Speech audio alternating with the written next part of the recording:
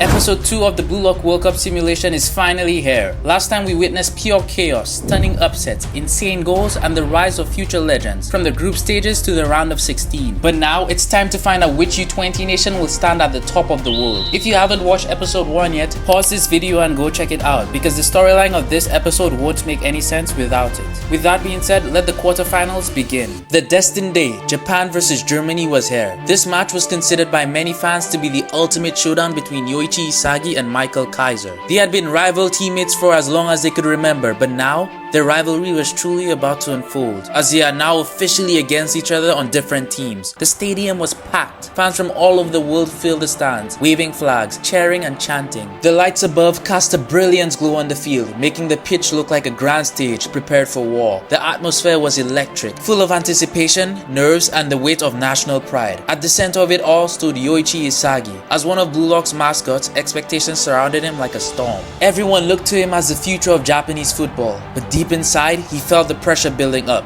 His heart pounded, not just because of the match ahead, but because he knew every move and decision would be judged. He wasn't just playing a game, he was now carrying the dreams of millions on his shoulders. The match kicked off at a blistering pace. Both sides erupted from the whistle with ruthless intensity, pressing high, pushing forward, and refusing to give up. It was end-to-end chaos, a fierce rhythm reminiscent of Japan's group stage clash with France. Neither team blinked or backed down. Then, in the 14th minute, the spark ignited. Ness controlled the long ball from a goalkeeper deep in midfield, and without hesitation, he took off sprinting into Japan's half with sharpness in his stride and fire in his eyes. From the moment he began to run, it was quite visible. The Ness playing in this game was not the Ness we know from the NEL. He was different and even more dangerous. Kaiser ran beside him for support, but Ness didn't even glance his way. He ignored him completely. Bachira tried to stop him, but was brushed aside with ease. Karasu stepped up, calm and calculating, waiting for Ness's move, but Grim exploded forward on the left flank, drawing Karasu's attention for a split second.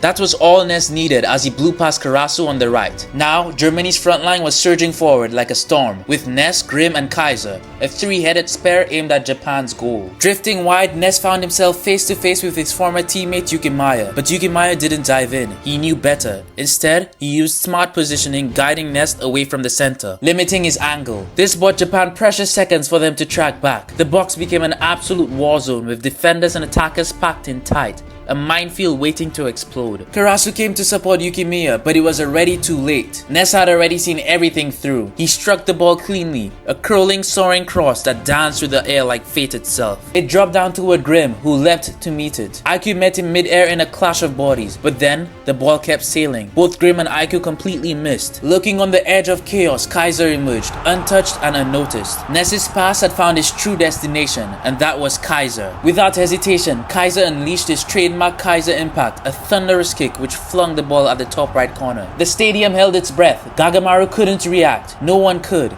except one solitary player. Yoichi Isagi. He had been tracking Ness from the start, analyzing every touch, every decision. In his mind, there was only one target worthy of such a dime of a pass, and it was Kaiser. Just as the shot rocketed forward after leaving Kaiser's boot, Isagi launched himself, arms tucked, body locked, and took the full force of the Kaiser impact directly to the face. The unstoppable Kaiser impact was stopped. The ball ricocheted into the air. As Germany scrambled, Itoshi stepped in calmly, taking control, and with that, the Japan's counter began. Sai burst forward, orchestrating the charge. Rin, Shido, Bachira, and a dazed Isagi followed. Their passing was fluid, slicing through Germany's disorganized defense until Isagi found Shido in stride with a perfect through ball. Shido fired, blasting the ball into the top corner. The goalkeeper dove but couldn't reach. Japan had broken the ice in a rapid counterattack, and the score was 1-0. The crowd exploded, but Isagi didn't celebrate. Instead, he felt uneasy. He had beaten Ness and Kaiser in his last play, but he knew that it wasn't over. Ness was finally playing for himself, and Kaiser still hadn't fully sprouted into the game yet. Germany restarted with chilling composure, their movements fluid and deliberate. From the first pass, it was clear. They weren't rattled by Japan's early lead. Ness took control near the center circle, dancing on the edge of Japan's press. Isagi, reading the field, narrowed his eyes. He had seen these patterns before. He watched Kaiser closely, tracking his position with every second. Kaiser had gone quiet since the opening whistle, but Isagi knew better. Silence didn't mean surrender. It meant he was plotting. Behind Isagi, Japan's backline was set. Aiko and Nico held the center, disciplined and alert. Yukimiya and Hiyori, deployed at fullback, stayed tight on the flank, ready to intercept any wide runs. It should have been enough, but Kaiser knew exactly how to dismantle it. As Ness moved the ball forward, he slowed the tempo, not too much, but just enough to freeze the backline. Isagi took a step forward to intercept the lane he thought that Kaiser would use. He'd seen the setup before, but that's when Kaiser made his move. A stutter step, a body feint, then a sudden diagonal run behind Nico and just off Aiku's blind spot. He didn't just run into space, he absolutely slipped into it. It was almost like he had copied Otoya's entire flow. Ness was waiting for this moment. With immaculate timing, he slid a perfectly weighted ball between Nico and Aiku. The pass split the center backs by inches. Yukimiya saw the danger and cut in from the left, but he was a second too late. Kaiser ghosted between them all, unmarked and untouched. Isagi realized the trap too late. He had been reading Kaiser all game like a textbook, but this time Kaiser had rewritten the page. Kaiser with one touch used his Kaiser impact shot on the ball, and this time with effortless precision, the ball destroyed the nets as it flung into the top corner. The score was equalized. The German fans erupted and Isagi stood frozen in midfield. He hadn't just been beaten physically, he had been absolutely outsmarted. Kaiser had used his presence like a decoy, knowing Isagi would bite early. He wanted Isagi to track him, to read him and to act first. Kickoff restarted once more and both sides kept pushing, and the rest of the first half remained tightly contested. Neither team could find another goal before the break, and as the halftime whistle blew, tension hung heavy over the stadium. The second half started and Germany came out stronger than ever. Just a few minutes in, they took the lead. Ness made a quick combination play with Kaiser, broke into the box and chipped the ball over Gagamaru. Germany was now up 2-1 with a beautiful goal from Ness. From that point on, Germany controlled the tempo. They dominated possession, created chances and pushed Japan deeper and deeper into their own half. But Nico and Aiku's brilliance kept Germany's attacks in check. Isagi was also crucial in the defense as he helped neutralize Kaiser on many occasions. But when it came to attacks, it was the opposite for him. Isagi tried to find space, but Germany had clearly studied his game. They surrounded him, cut off his options, made it nearly impossible to play his usual role, and his frustration only grew as the minutes ticked by. Japan was losing grip on the game and their World Cup dreams were slipping away until Igo decided that it was finally time to make some changes. In the 71st minute, Igo made several key substitutions that changed everything. He took off Karasu and brought on Raichi. Nico was subbed out for Aryu in the centre-back position. Shido was replaced by Kurona. Isagi moved up to play as the sole striker while Bachira shifted to the wing. Hiyori stepped up from right wing back into the midfield and Kurona dropped to the right back position. These changes reshaped the team's rhythm completely. Raichi added aggression and intensity in the middle of the field, chasing down every ball and disrupting Germany's flow. Aryu brought the strength in the air and confidence to the defense. On the right side, Kurona helped with keeping the ball moving. And most importantly, Itoshi Sai finally took control of the midfield. With time running out, Sai stepped up as the team's playmaker and decided that if he ever wanted to face Bunny in the finals, he needed to go all out. In the 93rd minute, he dribbled through Germany's midfield with sharp movements and a calm control. He slipped past two players and threaded a beautiful pass through a tight gap in the defense. Rin appeared at just the right moment, collected the ball and slotted it into the net. The score was now equalized 2-2 and the final whistle blew soon after. Japan had done it. They were going to extra time. Despite the goal, Rin and Sai didn't speak or even glance at each other. Their relationship remained distant, cold and full of tension. But in that moment, the connection through football brought Japan back to life. As extra time began, Japan carried their momentum forward. Just 10 minutes in, they struck again. Iori and Isagi played a beautiful 1-2 combination, weaving through the German defense with perfect timing. Iori's final pass cut opened the backline and Isagi fired the shot into the bottom corner. Japan now led 3-2 and the entire team roared with emotion. For the next several minutes, Japan focused on defending their lead. Raichi threw himself into tackles. Aryu won key headers and Aiku constantly positioned himself to block Kaiser's runs. Kurona and Yukimiya also provided extra defensive support on the flanks and in build-up play. Japan looked like they would hold up till the end, but Germany was not done. In the 116th minute, Kaiser and Ness delivered a moment of brilliance. Ness floated a perfect ball over the Japanese defense. Despite being closely marked by Aiku, Aryu and even Isagi tracking back, using his vision, Kaiser saw the smallest crevice between the defense's legs, and with a bicycle kick, Kaiser impact threads the needle, firing it into the net. No one was saving that goal, not even prime Gen Fukaku. The score was tied once again, 3-3. Kickoff restarted for the last time and it was back and forth once again. No team was breaking. Chance after chance panned out, but none were converted to goals. Then the referee blew the final whistle. A whistle that can shake nerves in even the most confident of players. With the final whistle blown, the outcome of the match would be decided by penalties. Japan sent out Rin, Sai, Yukimiya, Bachira and Isagi as their 5 penalty takers. Rin goes up to take the penalty and he scores. Ness goes up and he scores as well. Sai takes his and convincingly scores. A random German player puts it in the nets as well. Grim and Shigiri both go up and they both score, equalizing the score 3-3. Bachira steps up with confidence and absolutely humiliates the goalkeeper with a panicker. Another German random player steps up, but this time Gagamaru dives and saves it. Germany's World Cup run was now on the wire. Then came Isagi, who was the fifth and final taker. If he scored, Japan would win. He stepped up. The crowd held its breath. He took the shot with amazing power, but it was not enough as the keeper saved it. Isagi stood in shock. He had the chance to win it all in that moment. The pain hit instantly. He felt crushed like he had failed everyone. That one moment could have sealed victory. Instead, the shootout continued. Kaiser takes his chance, taunting Isagi, telling him that he should have worked on penalties at Blue Lock. Kaiser steps up and to no one's surprise destroys the net. With the score tied again, the match entered sudden death. Germany shot first and another random player scored. Iori stepped up next for Japan and calmly found the net. Then came the next German player, and Gagamaru saved it, putting hope in Japan once more. Stepping up now was Gagamaru, Japan's great wall and hopefully ticket puncher to the semi-finals. He walked to the spot. The entire team watched in silence. He took the shot and buried the goalkeeper this time, sealing Japan's ticket to the semi-finals. Japan had beaten Germany through heated penalties. Kaiser and Ness stood side by side as they blew out an emotional sigh as they watched the Japanese crowd erupt. They had given everything and were arguably the two best players on the pitch, with Kaiser winning the man of the match, but it was still not enough. On the other side, the Blue Lock players celebrated. Some cried, others screamed with joy as the bench cleared as they all ran onto the field. But Isagi knelt on the pitch. Even though Japan had won, he didn't feel like a hero. His denied penalty kept replaying in his mind. That was supposed to be his moment, but it slipped away. Still, the team had shown heart. Raichi's energy changed the game. Aryu and Aiku held down the backline under intense pressure. Yukimiya was great all around. Kurona gave support and speed. Iori had stepped up at a crucial moment. Sai led with control and vision, proving that he is still Japan's top playmaker. And even with their broken bond, the Itoshi brothers helped keep Japan alive. Japan was moving on to the semi-finals, and even though Isagi felt like he fell short in this match, his story was definitely not over. Not just yet.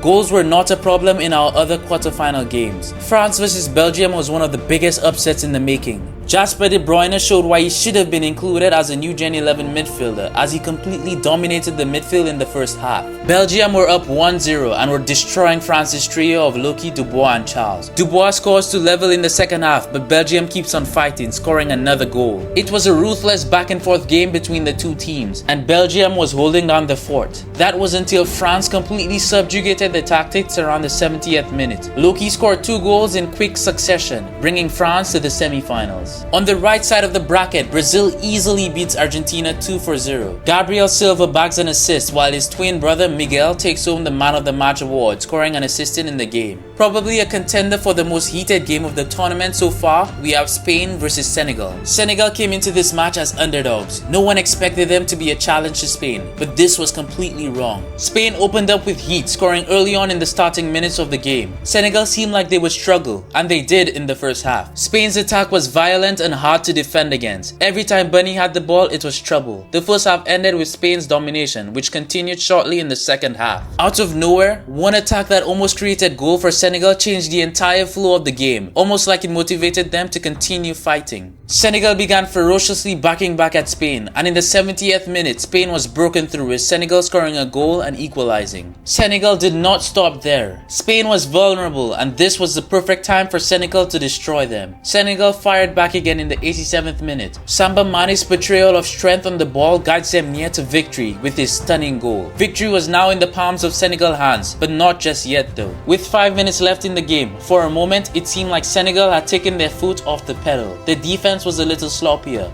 Their press was a little less intense. Maybe it was tired legs, or maybe because they were sure that they sealed victory, but Spain realized this and exploited it. The clock ticks down, and in the heat of the moment, a pass comes to Bunny Iglesias in the box. It was the perfect trajectory and the perfect height that only he could reach. Bunny slams it into the net, sending Senegal and Spain to extra time. Extra time was an absolute snooze fest. Both teams seemed to be equal and the ball was mainly being played in the midfield. With that, our second penalty shootout of the quarterfinals occurred, and the team to come out on top was Spain, beating Senegal 4-1 in penalties. With this being said, let's move on to the semi-final matches and our final 4 of the simulation. these are the matchups: Japan versus France and Spain versus Brazil. If you guys are enjoying this video so far, be sure to leave a like and subscribe, as it would be greatly appreciated. Thank you all so much for 1,000 subscribers. It really means a lot to me that y'all are enjoying this type of content. With that being said, let's go on to the Japan versus France game. Under the lights of a sold-out stadium with tens of thousands chanting in waves, Japan and France stood face to face once again. But this wasn't just a semi-final, this was a rematch. Just weeks earlier in the group stage, France had edged out Japan thanks to a controversial penalty in stoppage time. A decision that split opinions worldwide, and one that still burned inside every player wearing the Japanese crest. This was their chance to set it right, their shot at redemption. At the center of it all once again stood Yoichi Isagi. The pressure was already immense, but for him, it was personal. He had missed the final penalty in their previous match against Germany, and he did not forget it. Many people on social media had mixed opinions on him, saying that he could not handle the pressure, while many defended him. Whatever it was, the entire world was watching now, waiting to see whether he would rise or break. From kickoff, the match caught fire. It was fast and relentless. Every touch sparked a new sprint, and every mistake threatened to cost everything. Possession swung like a pendulum. The crowd roared with every tackle. Finally, something happened. In the 14th minute, Japan launched an attack down the right wing. Iori whipped in a sharp cross meant for Shido, but Charles read it as it bounces off his leg. Japan's attack had too many players up, and they were caught off guard. Adrien Dubois, France's new Gen 11 left back, picked up the loose ball near his box. What followed next was jaw-dropping. He burst through the Japanese defensive line, speeding past IQ and Ryu, and didn't stop.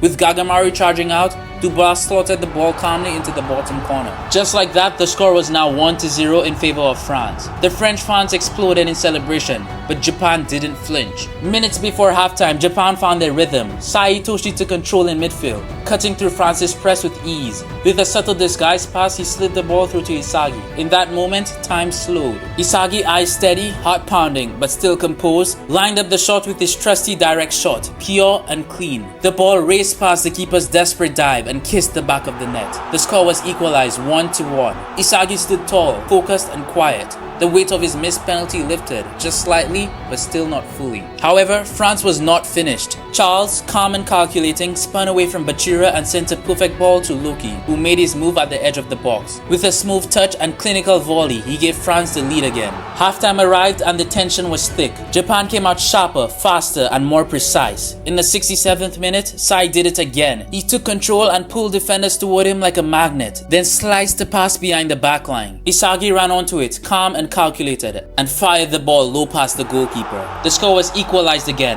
Momentum was shifting, and Isagi was in the heat of evolution. His eyes were scanning, learning and tracking the French core, shadowing Loki and shutting down Charles. Piece by piece, he began to dismantle their control. On the sidelines, Ego watched intently and made key substitutions that would shift the battlefield. Bachira, who was exhausted and not having the best of games, came off for Reo, who added balance and ball retention in the middle. Shigiri, cramping, made way for Yukimaya, who stabilized the left flank with support and dribbling. Ryu was subbed off for Nico, whose defensive reading became critical in this match. The game opened up again and Japan was dominating with chances. Rin stepped up with the tension between him and Sai, their shared history and silent understanding fueling his every step. He fired a curling shot that slammed against the post. Shido soared for a powerful header as well, but was just denied by the keeper's fingertips. Isagi also had a chance but was denied by Loki and Adrien Dubois. France also had their chances, but Japan's defense was holding up amazingly. Aiku vs Loki was an electric recurring matchup that happened throughout the game. At one critical moment, Loki charged up the field, eyes locked on goal. Aiku stepped up confidently, matching every feint with reflexes, closing his angles with fierce determination until Loki was forced wide and his attack neutralized. Elsewhere in the field, Karasu squared off against Charles. Charles tried to break through with his footwork, but Karasu had a great understanding of Charles' playstyle from playing together in PXG. Karasu used his defensive discipline and sharp tackling to keep Charles frustrated and searching. Then came the moment that would define the match, the climax unfolding with breathless suspense. Charles tried to thread a pass to Loki in the box, but Isagi intercepted, and then he began his own orchestration. He moved through the midfield using every teammate in perfect rhythm. Nico, Reo, Karasu, Yukimiya, even Sai and Rin all became stepping stones in Isagi's larger plan.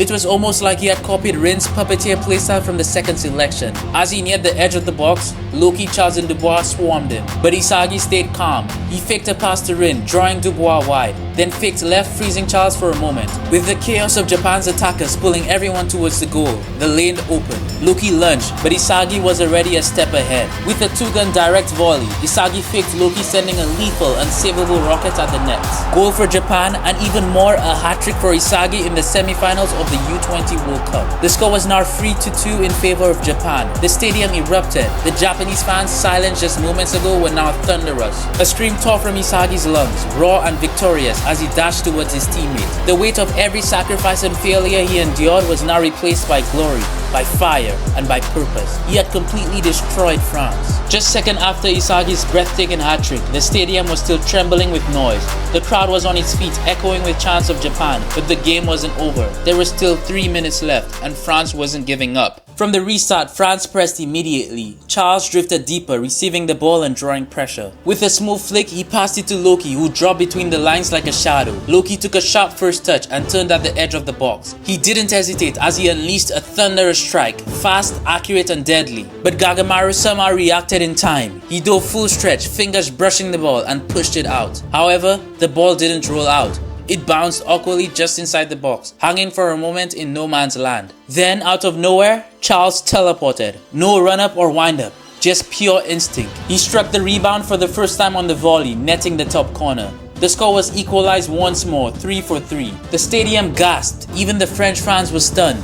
Then the eruption came. It wasn't just the goal, it was how sudden it was. No one had ever seen Charles's approach. He had ghosted into the perfect spot. Not even Isagi had tracked him. At that moment, Charles became unreadable, invisible until he wasn't. Loki stood at the edge of the box, fists clenched and eyes blazing. That was his chance, but he completely fumbled it. The final whistle came along, and as the match rolled into extra time, tension gripped every inch of the field. Players were drenched in sweat, legs were heavy, voices were hoarse. Yet, no one backed down. On the sideline, Ego made one final move. Shido out and Baro in. Shido had played well, but Baro brought something else. Ferocity, chaos, and hunger. The moment Baro stepped onto the field, everything shifted. Baro demanded the ball, ripping through defenders, crashing into space, and taking impossible shots. He didn't care if it looked ugly. He just kept attacking. But even with the momentum, it was still not enough. Late in the first half of extra time, Loki picked up the ball in midfield. He looked different now. Calmer, colder, but with fire and hunger in his eyes. He turned sharply, blowing past Karasu with his first touch. Nico tried to intercept, but Loki pushed the ball ahead and outran him. Next up was IQ. Loki didn't stop. He faked right with a step over, then cut left, leaving IQ in his shadow.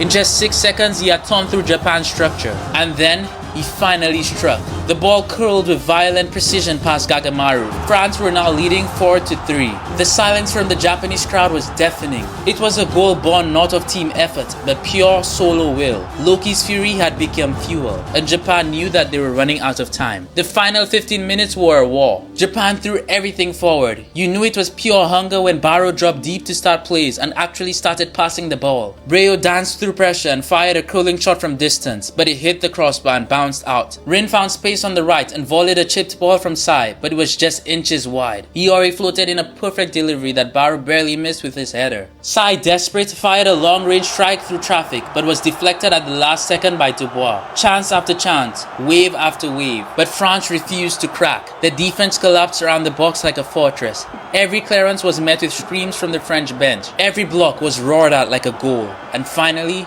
the whistle blew. The Japanese players dropped where they stood. Isagi fell to his knees, staring at the turf in disbelief. Not at his own performance, but at the final score. Rin's jaw was clenched and his hands trembled. Shigiri sat against the goalpost, eyes red and wiping tears with his sleeve. Bachira didn't speak. He just held his shirt against his face. Sai stood still with an unreadable expression, but his fists were tight.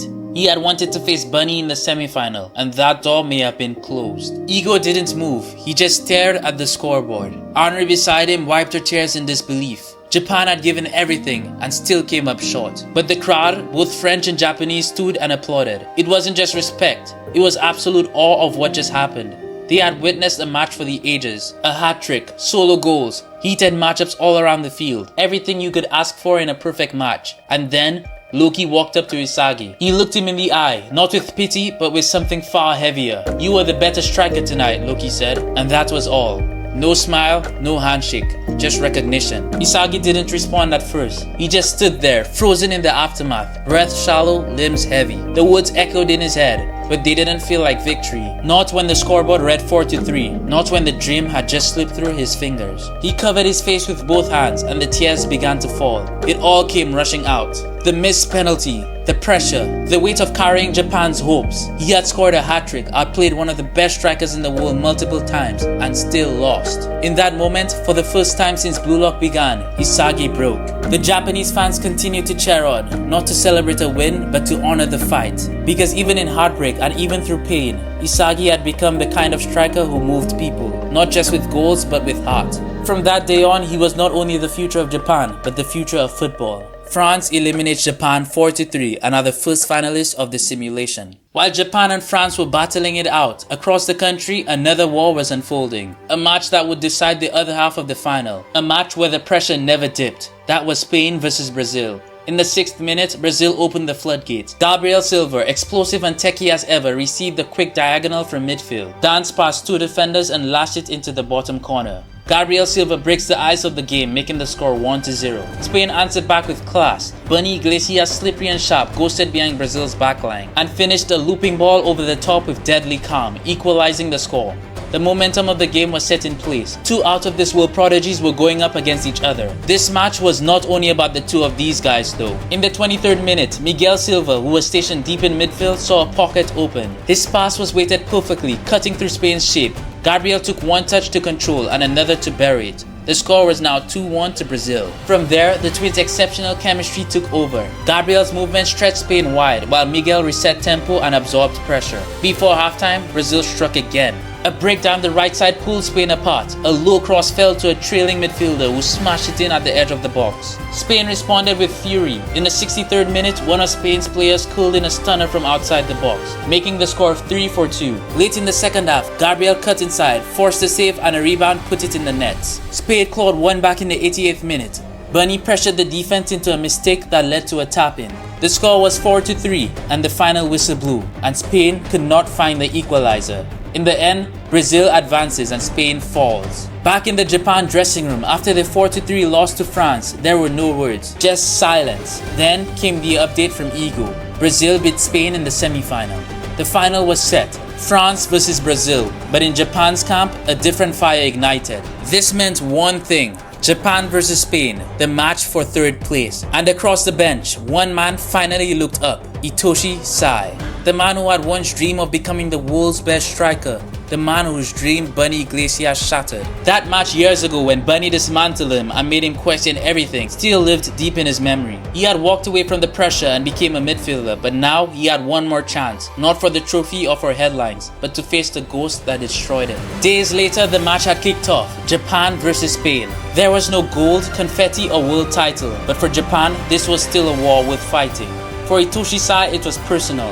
Across the field stood the man who once humiliated him, Bunny Iglesias, the player who crushed his dream of becoming the world's best striker. The game kicked off. Spain rolled the ball back and set the tempo early, snapping crisp passes to their tiki-taka rhythm. Bunny moved like liquid shadow, connecting with his teammate and midfielder Nino Williams. But it was a turnover that sparked the chaos. A deflected pass ricocheted into Japan's midfield, bouncing towards Isagi. Isagi sprinted onto the ball, eyes blazing with metavision and already calculating the next 3 movements. But that's when he felt it. A presence, a chill. Bunny Iglesias was already there. In a flash, Bunny intercepted, cutting off the play like a reaper's scythe. It wasn't speed or timing. Bunny had studied Isagi, stalked him, and pounced even before Isagi did. Ever since Isagi's hat-trick against France, Bunny felt something deep down inside. He wanted to destroy Isagi. Bunny took off and the counter-attack began. Bunny and Nino danced in a divine duet of tiki-taka passes that split through Japan's structure. Carasso and Rayo tried to press, but Bunny and Nino were too fluid.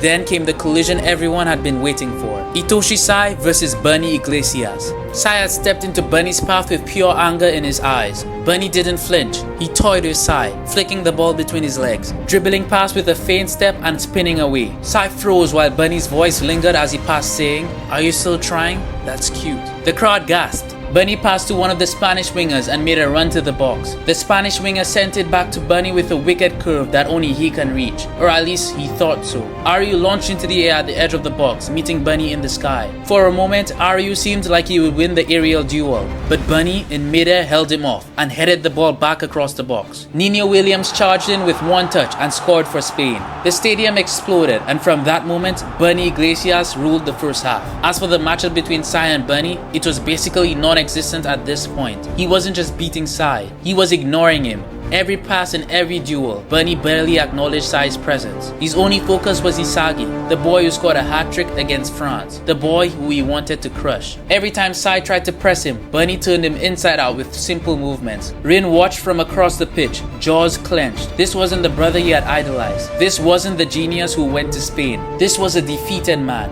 Ryu continued to fight like a lion in the air. Again and again, he leapt into the sky to challenge Bunny. Sometimes he lost, sometimes he just barely tipped the ball away, but each jump was a promise. In the backline, Aiku and Nico were quietly exceptional. They anticipated, tracked, and cleared wave after wave of Spanish attackers, but even they couldn't shift the momentum entirely. Spain was suffocating. Japan's chances were few and scattered. Barrow lashed a wild shot into the side netting. Bachira tried to dribble through, only to be hounded by Nino and dispossessed. And as for Isagi, every time he got the ball, Bunny was there like his shadow. The whistle blew for halftime and Spain was 1 goal up. The locker room was dead quiet. No shouting, no fire, just the hum of disappointment. Sai sat alone, staring at the floor. His body was warm, but he felt cold, like the flame inside him was flickering on the edge of extinguishing. Then Rin came up. "You're off your game," he said flatly. But Sai didn't answer. Rin stood in front of him, glaring down like a challenger, and said, "What's wrong with you?" But still nothing from Sai. Rin continued, "If you're gonna give up, sub yourself off. But don't walk on the field again if you're gonna keep playing like that." Sai clenched his fist. "I've waited my whole life to surpass you," Rin said, eyes burning. "But if this is what I'm beating, some broken guy with no fire left, I won't ever feel satisfied." These words from his brother cut deep. He didn't reply, but his eyes weren't dull anymore. They were lit with fire and hunger. The second half kicked off beneath the boiling sun and the boiling pressure of two nations desperate for something more than a consolation prize. The score stood at 1-0 in favor of Spain, but everything was about to change. From the first whistle, Spain looked to assert control again, working quick. Bunny Iglesias drifted to the wide, then received the pass. He looked up and curled a deadly cross into the box. Nino Williams made his move, timing his run between Carasso and Aiku. He shot, but Isagi read it. He threw himself into the path of the ball, the shot bouncing violently off his shin and spinning towards midfield. It landed at the feet of a man that was reborn, Itoshi Sai.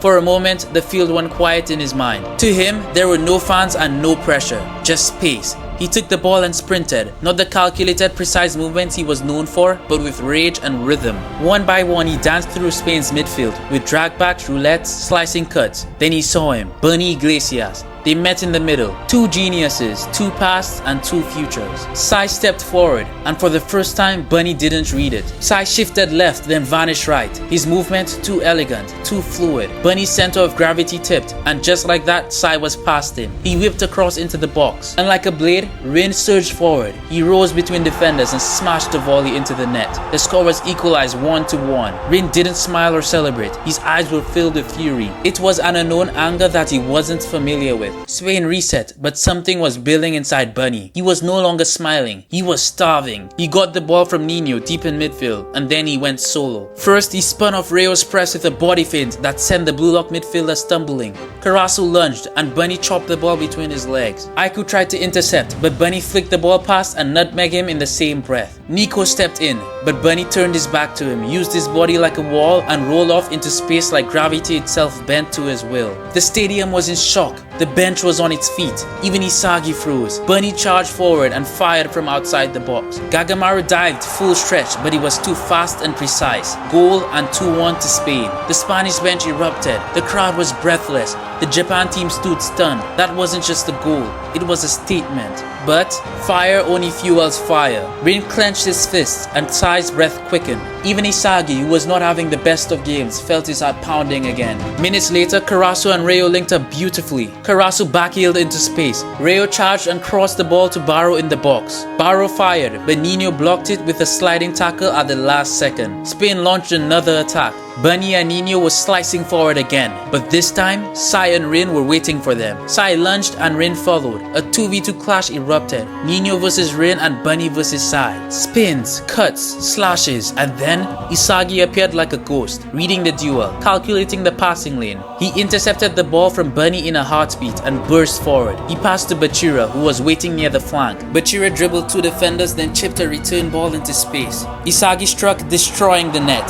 Japan equalized 2 for 2 and Spain was stunned. Kickoff restarted and the game reached its peak. Every minute, duels broke out across the pitch. There was Bunny versus Ryu in the air with monstrous jumps and bodies colliding. Sometimes Bunny won, sometimes Ryu barely tipped the ball away. In the midfield, there was Nino versus Ryo and Karasu, which was a chess match in motion. Then, for the main matchup, we had Bunny and Nino combining versus Isagi, Sai and Rin. A battlefield of tactics, instincts and pride. But the turning point came with 10 minutes left. Bunny weaved through Sai and Rin, drawing in Isagi with a quick feint. He passed to Nino, who crossed it right back. Bunny jumped and Ryu followed. They met midair, neck and neck, but Bunny outjumped him. The header snapped downward. It was going in, then Aiku and Nico collided, trying to block it. They stopped the shot, but unfortunately the collision had messed up Nico's ankle. The game paused and medics rushed in. Japan waited in silence, but in the middle of the field, Sai sat alone, hands in his hair, eyes filled with rage. Rin walked over, his shadow casting across his brother. "What happened in Spain?" Rin asked quietly. Sai didn't look up, but he answered, "Bunny destroyed me in Spain, not just on the field but off it also. I wanted to prove I was the best and he made me irrelevant. He took everything from me." When Rin heard this, his heart twisted. Seeing his brother broken like this shattered something inside of him, and Rin refused to let it stay broken. Nico was subbed up for Yoichi, who took the central defensive midfield role while Ryo dropped into the centre back. It was a Spain corner. Nino lined it up. He sent it flying. Bunny leapt again, but Ryu met him, and this time Ryu won. He rose higher, heading it away with pure desperation and elegance. The ball dropped to Rin, and for the first time in the tournament, his tongue was out. The wild glare and feral grin. Rin had gone into his destroyer mode. He charged forward, tearing through Spain's retreating midfield like a demon unleashed. One by one, he left them spinning, ankles shattered and lungs burning. But Nino and two defenders swarmed him. Then, from behind, Saitoshi came flying forward with emotion, rage and fire. He called out to Rin and Rin didn't hesitate to pass. The two brothers weaved together, bouncing the ball back and forth. Spain couldn't stop it. No one could. Sai got the final touch, but Bunny stepped forward. One last matchup and one last chance. He cut Bunny to the right, stepped inside and let a loose roaring shot across goal. It flung into the nets and Japan led 3-2. The bench exploded. Isagi dropped to his knees. Rin stood with his head down, fists clenched, and when the final whistle rang, the crowd roared. Teammates screamed, hugged and collapsed to the ground. Japan had done it. Not first place, but a third place redemption. Sai stood in the center of it all, sweat drenched, chest heaving, and eyes scanning the chaos. And then Rin stepped beside him, not close, but not far.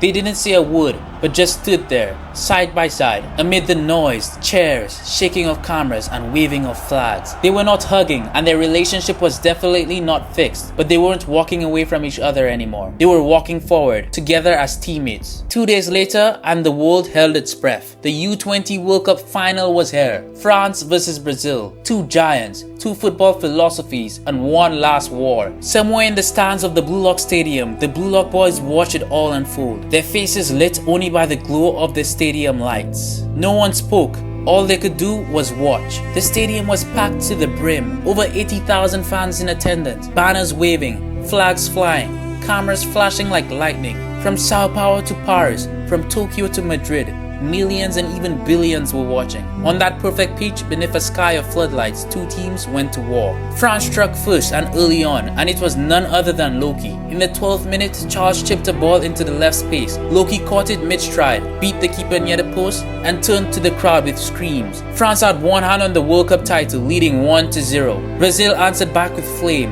The Silver Twins were chaos to handle. Gabriel Silva showed why he was considered one of the best New Gen 11 players in the entire world. He cut inside off the left and curled a shot just under the bar in the 24th minute. the score was equalized. The match became a blur of tackles, sprints, stepovers and shots. It was wild and reckless, but a beauty in the eyes of any avid football fan. Then came Miguel Silva, the brain of Brazil. In the 39th minute, he intercepted Charles' pass, drove up the midfield and launched a rocket from just outside the box. The kick, although having intense speed, graciously landed into the net like a blade dancer in battle. Brazil were up and they now had one hand on the title. As halftime approached, Brazil held the edge until the whistle blew for the break. France returned colder and sharper. Loki had finally come alive. In the 51st minute, he split two defenders with a subtle shift of pace and riffled a low drive into the far corner. The score was equalized once more. The crowd erupted and the momentum flipped, but Brazil refused to fold. Gabriel Silva controlled his side of the field. Miguel dictated tempo. The chemistry, which almost seemed like a psychic link, kept France on their feet and guessing.